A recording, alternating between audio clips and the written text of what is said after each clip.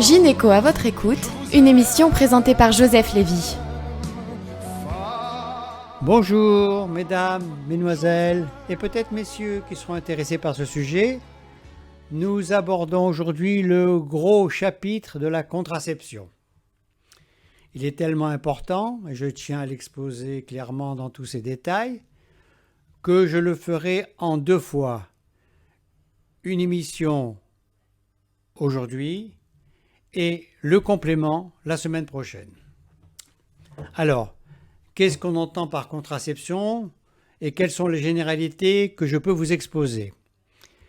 La contraception regroupe l'ensemble des méthodes, naturelles ou non, qui permettent d'empêcher momentanément une grossesse non désirée pour ne pas avoir éventuellement à recourir à une IVG, interruption volontaire de grossesse.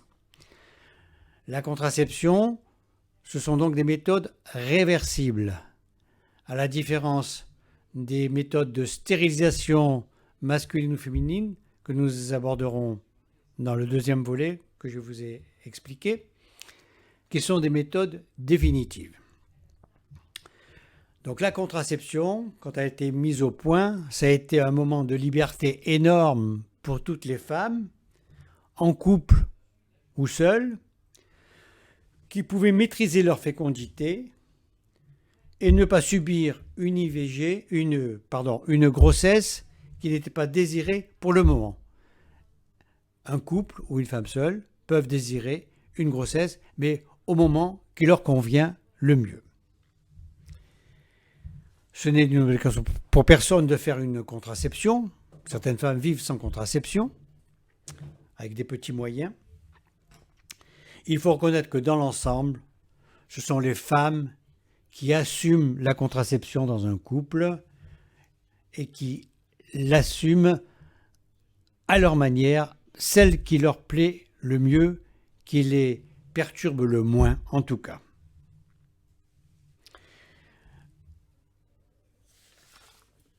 La plupart du temps, après 18 ans, souvent, la contraception est assurée par la pilule. La pilule est le number one de la contraception. C'est une contraception orale hormonale. Même si on perçoit un net recul depuis quelque temps de la prescription de pilules, les femmes préférant d'autres méthodes car elles ont parfois, ces pilules, un effet sur leur corps.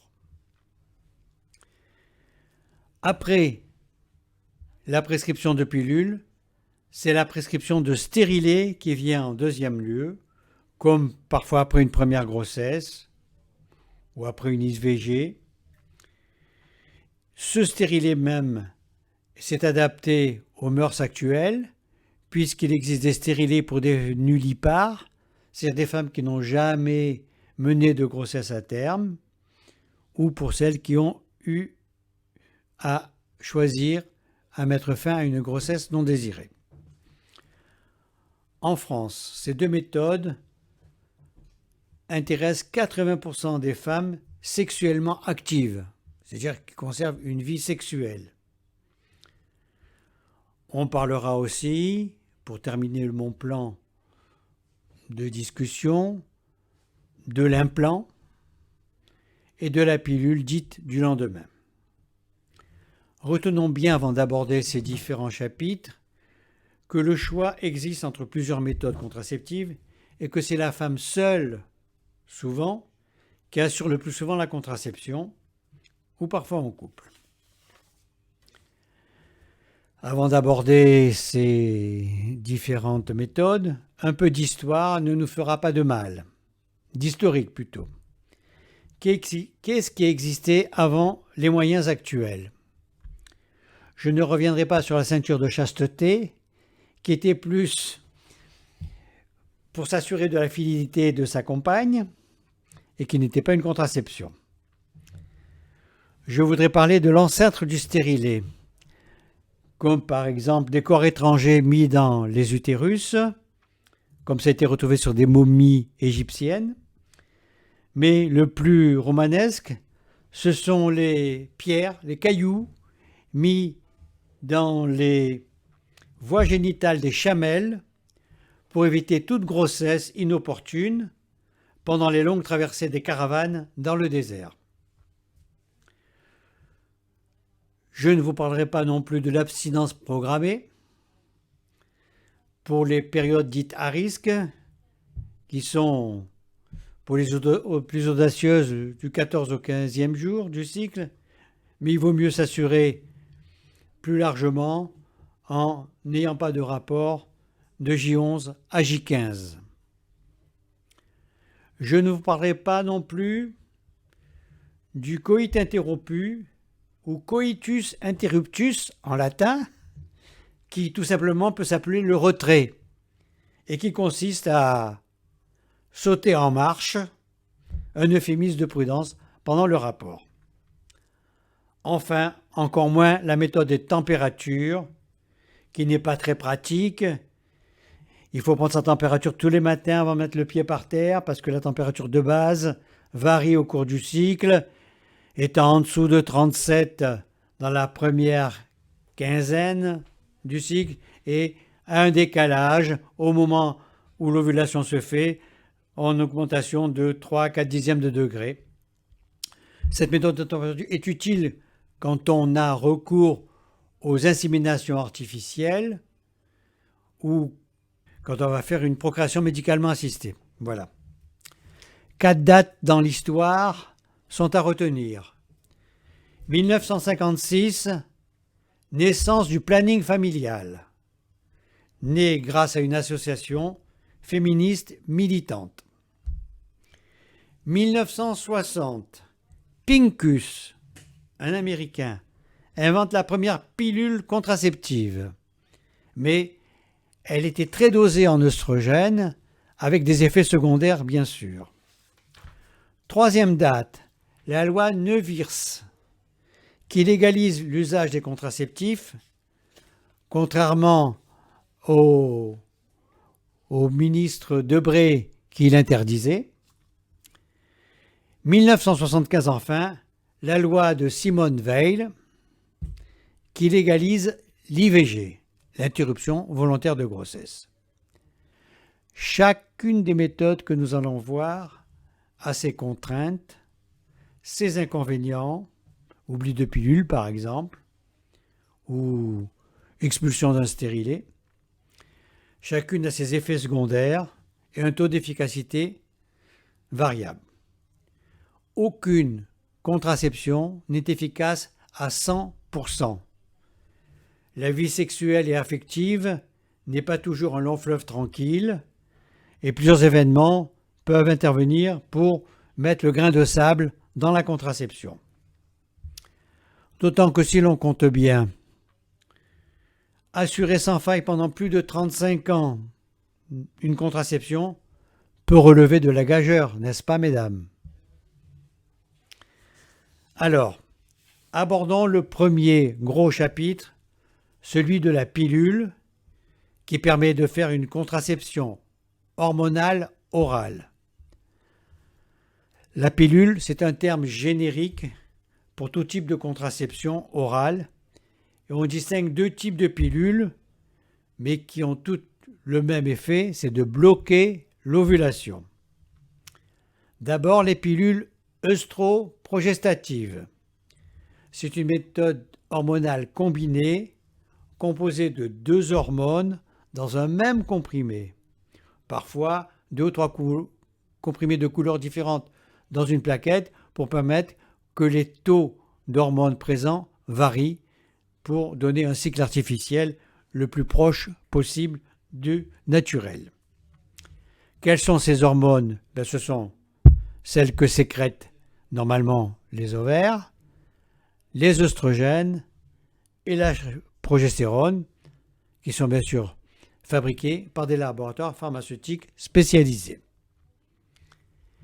Il est bon de savoir que ces pilules agissent à différents niveaux, qu'elles sont plus puissantes, bien sûr, que les hormones naturelles dont nous parlons. Elles agissent essentiellement par un blocage de l'ovulation. sans ovulation, pas de fécondation, etc. Accessoirement, par une atrophie de l'endomètre. Vous vous rappelez les cours d'anatomie que je vous ai fait? L'endomètre est cette muqueuse qui tapisse l'intérieur de l'utérus et qui augmente d'épaisseur dans la deuxième partie du cycle, prête à accepter un œuf fécondé. Et bien là, cet endomètre, cette muqueuse, reste très fine et est inapte à l'anidation d'un œuf fécondé par un spermatozoïde.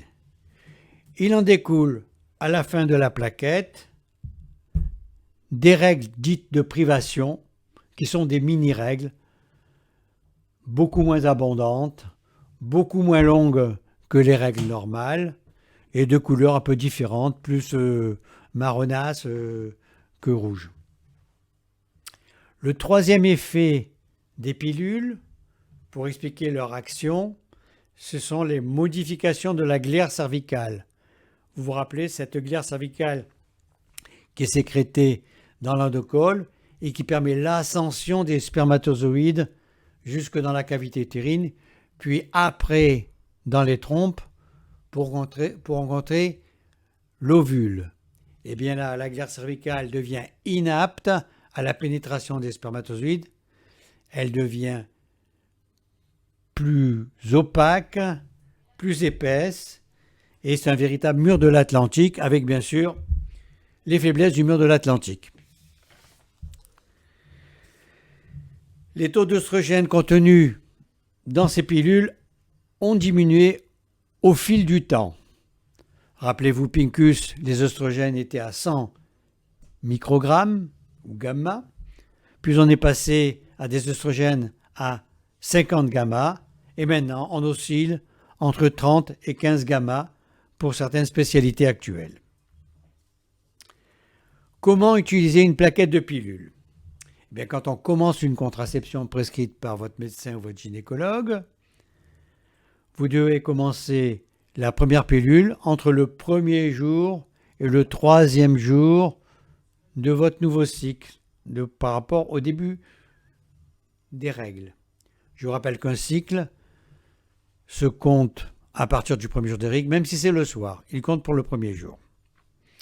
Donc on prend une pilule par jour dans l'ordre indiqué par les flèches qu'il y a dans la plaquette, une par jour pendant 21 jours, et on arrête au bout de 7 jours, au bout des 21 jours, et l'on a un arrêt de pilule pendant 7 jours. On recommence la plaquette suivante au bout de 7 jours, sans s'occuper de la durée plus courte des règles. 21 jours plus 7 jours égale 28 jours. Un cycle artificiel naît ainsi au fil du temps. Certaines plaquettes plutôt comportent 28 comprimés avec des comprimés inactifs à l'intérieur pour faciliter la prise régulière par certaines femmes oublieuses de pilules. Il faut conseiller aux femmes qui entament une contraception et qui n'ont pas encore le réflexe régulier de prendre la pilule pendant 21 jours, d'associer cette prise de pilule à un geste quotidien, comme par exemple se brosser les dents le soir, avec la plaquette bien en évidence, à côté de la brosse à dents.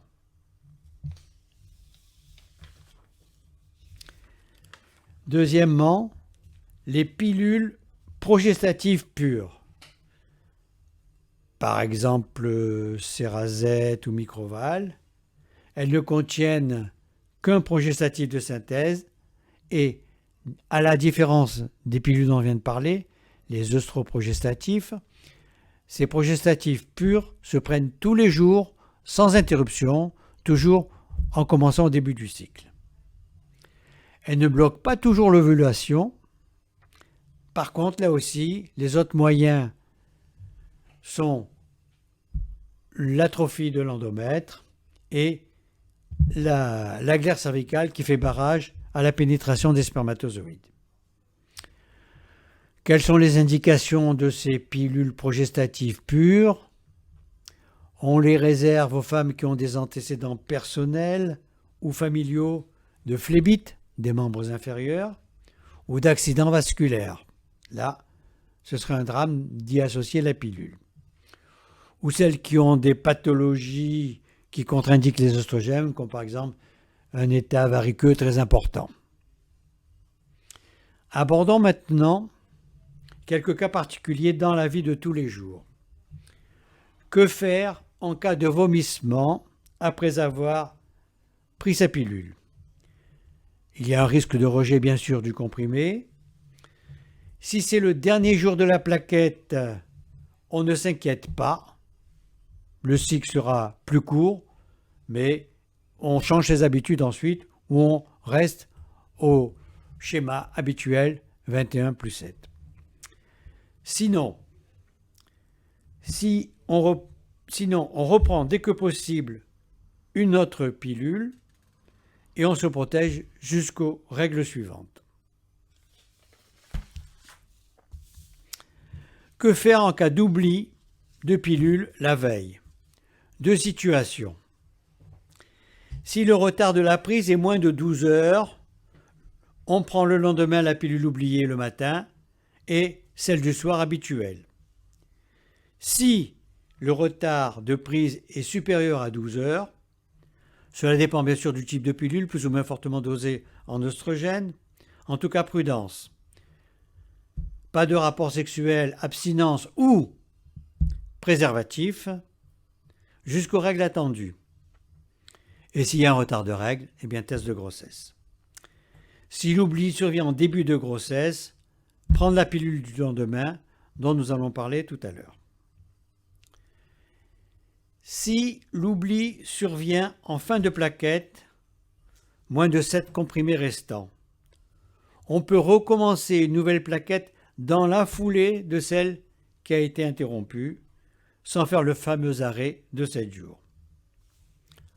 Enfin, petit sourire, parce que cela m'a été raconté par des patientes, quand vous perdez la pilule que vous venez de sortir de son blister et que c'est votre animal de compagnie qui l'absorbe, eh bien ne vous inquiétez pas, votre animal ne risque rien. Autre remarque intéressante aussi. Je voudrais insister sur l'intérêt de la pilule contraceptive qui diminue le flux menstruel comme je vous l'ai dit. Eh bien, certaines femmes ont des règles très abondantes. Le fait de leur prescrire une pilule œstroprogestative va diminuer le flux menstruel et donc lutter contre les anémies fériprives dont elles sont porteuses et ça va améliorer leur état général. Problème du poids. Pilule plus poids, souvent inculpé par les patientes. Non, la pilule ne fait pas grossir, mais même si elle a bon dos, on peut dire qu'elle ouvre l'appétit. Donc, faire attention. Parlons de l'association pilule et vie sexuelle. Certaines femmes peuvent se plaindre d'une baisse de leur libido. C'est là le paradoxe de la pilule qui est censée éviter une grossesse non désirée et faciliter ainsi une sexualité libérée, qu'elle aboutisse à une baisse de leur libido. La fameuse libido dodo, qui me fait rire. Peut-être existe-t-il des conflits conjugaux sous-jacents.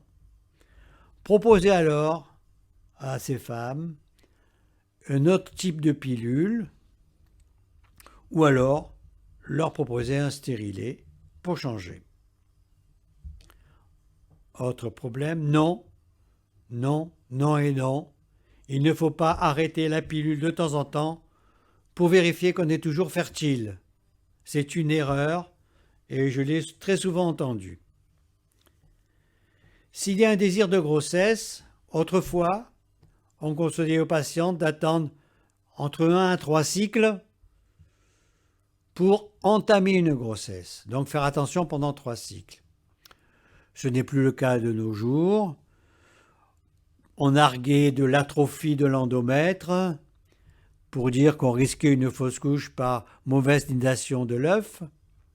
Je peux vous dire personnellement, et les cordonniers sont toujours les plus mal chaussés, que mon premier enfant, ma première fille, est née et a été conçue, dans le cycle qui a suivi l'arrêt de la pilule de ma femme. Et j'étais pas inquiet.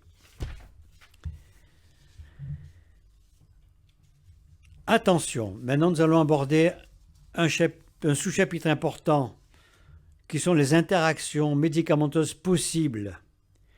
Il y a un risque d'inactivation de la pilule par interférence de certains médicaments, comme les barbituriques, comme les anticonvulsivants, les antiépileptiques que l'on donne aux femmes qui font des crises d'épilepsie. Et certains antibiotiques, comme des pénicillines ou des cyclines, peuvent interférer et donc inactiver la pilule. Je passerai rapidement sur la phytothérapie pour les adeptes des tisanes à base de millepertuis ou de guimauve. C'est tout. Je voudrais aussi vous parler de l'absence de effet retard de la pilule sur l'enfant à naître. Aucune malformation et aucune grossesse multiple ne sont à craindre à cause de la contraception orale. Je veux insister aussi sur ce point-là, vous faire une recommandation importante. Pendant votre contraception, pensez à vous faire vacciner contre la rubéole si vous n'êtes pas immunisé contre celle-ci. Car si vous êtes enceinte et vous constatez par les prises de sang qui vous sont faites que vous n'êtes pas immunisé contre la rubéole, eh bien vous serez inquiète tout le reste de votre grossesse, le risque d'être contaminé par un enfant. Et par exemple, certaines professions sont exposées, comme les professeurs des écoles ou les tatas qui travaillent dans les crèches, les réfectoires, etc. Enfin, et encore enfin, ne faites pas de calculs rocambolesques, comme certaines enseignantes, attention, je vais me faire insulter, qui calculent leur début de grossesse dans l'année pour que la naissance ne les prive pas des vacances scolaires. C'est connu. Maintenant, chacun fait ce qu'il veut. Même si vous êtes sous pilule, donc même pendant 2 à 3 plaquettes, si vous êtes enceinte sous pilule, en ayant même pris 2 à 3 plaquettes de pilule, ne soyez pas inquiète. Inutile de recourir à une IVG ou une interruption thérapeutique de grossesse. Continuez votre grossesse sereinement, sans angoisse. Il n'y a aucun risque de malformation de l'enfant à naître. Après un accouchement, si vous allaitez, 5 ou 6 tétées par jour suffisent à bloquer l'ovulation. Mais c'est trop aléatoire. Il vaut mieux envisager une contraception par progestatif pur ou stérilé. Si vous n'allaitez pas, reprenez votre pilule dès le premier jour du retour de couche ou envisagez un stérilet dès que l'utérus aura repris ses dimensions normales après ce qu'on appelle l'involution utérine. On peut prendre 2 à 3 plaquettes de pilules à la suite sans arrêt de 7 jours, l'une après l'autre, dans certains cas, comme les sportifs de haut niveau, pour leur entraînement intense et leur compétition à venir, pour les femmes qui ont des concours importants à affronter en fin d'études, et enfin pour celles qui envisagent un voyage de longue durée, mais attention au voyage en avion avec les risques thromboemboliques, donc les bas de contention, déambulation dans l'avion et bien s'hydrater. Les bienfaits de la pilule, nous en avons déjà parlé, c'est traitement de l'anémie chez les femmes qui ont des règles abondantes, et on constate qu'il y a 2 fois moins de cancer du côlon, des ovaires et de l'utérus chez les femmes qui font une contraception orale. Quelle est la surveillance de la pilule? Outre l'examen général et l'examen gynécologique, il faut retenir les contre-indications, les antécédents de cancer du sein, les hypertensions instables et les antécédents de phlébite. Les surveillances biologiques, les graisses et sucres sont à surveiller car on constate une augmentation des triglycérides et du cholestérol, pour les graisses, et de la glycémie. Attention aux diabétiques qui sont mal équilibrés. Rappelez-vous que la pilule ne protège pas des infections sexuellement transmissibles.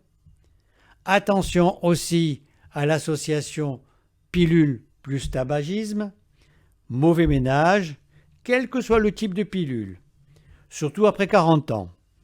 Risque de phlébothrombose, d'infarctus du myocarde. Autre conseil définitif pour finir ce chapitre, retenir que la fertilité diminue avec l'âge. Donc, ne pas se retrouver à trop tard, après de multiples plus tard, pour un projet d'enfant et ne pas régulièrement reporter une grossesse. Je vous remercie de votre attention et à la semaine prochaine. Un gynéco à votre écoute, une émission présentée par Joseph Lévy.